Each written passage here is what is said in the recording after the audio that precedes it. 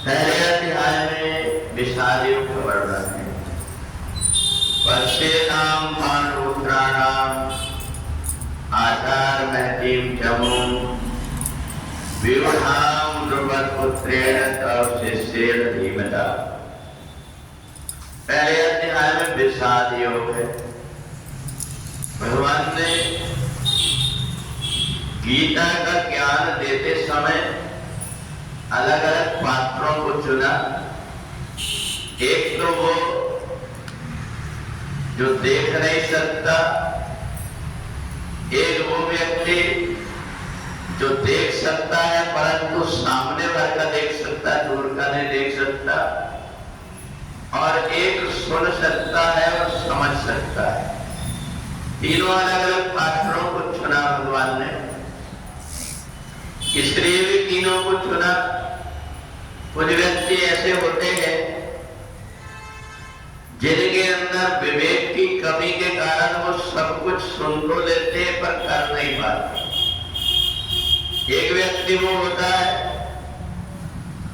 जो सुन तो लेता है परंतु करता अपने मन की, और यही धृतराष्ट्र के साथ में है। धृतराष्ट्र ने संजय के द्वारा गीता का पूरा पूरा भगवान का भाव समझ तो लिया, परंतु फिर भी उसकी बुद्धि सुधरी नहीं। उसके अंदर अपने में और पराय में भेद बना रहा। उसने जब पूछा संजय से तो उसने ये कहा कि ये बताइए, धर्म क्षेत्रे कुरुक्षेत्रे संवेदा युष्वा मामका पांडवाश्चैव, मेरे बेटे और पांडवों के बेटे दोनों के बीच में क्या प्रतिक्रिया हो रही है। संजय ने मन में विचार किया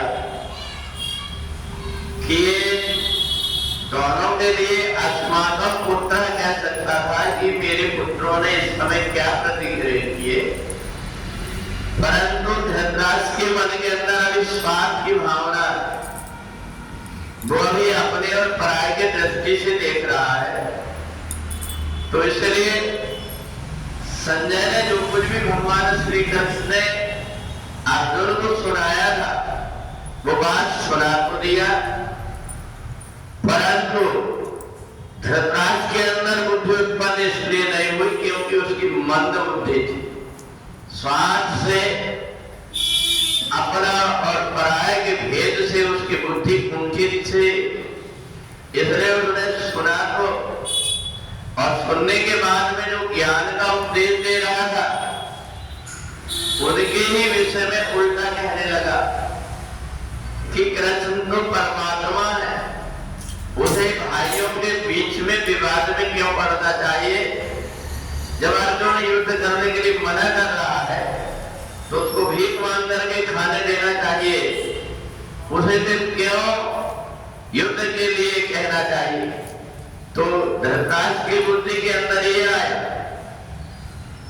संजय की बुद्धि के अंदर, संजय के अंदर में शतोगुणी भावना थी।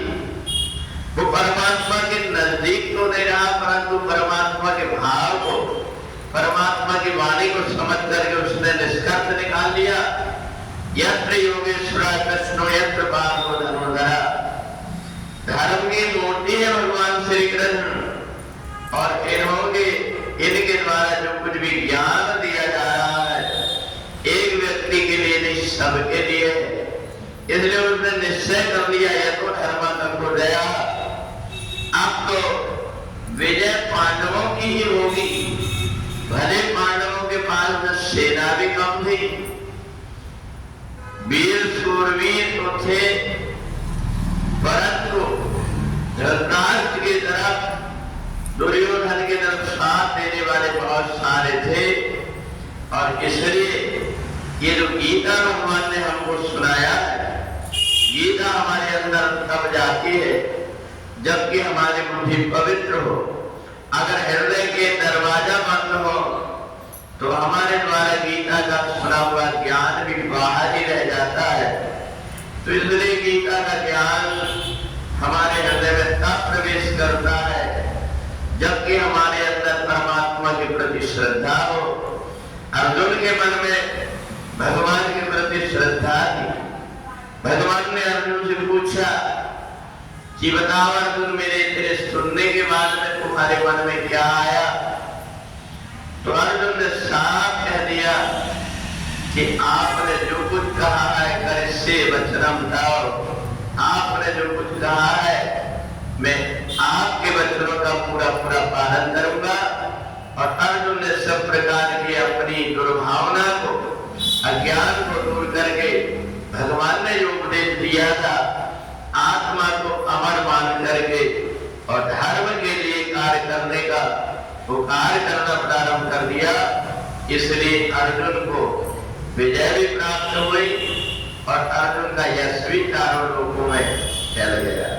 बोलिए सच्चिदानंद भगवान की जय।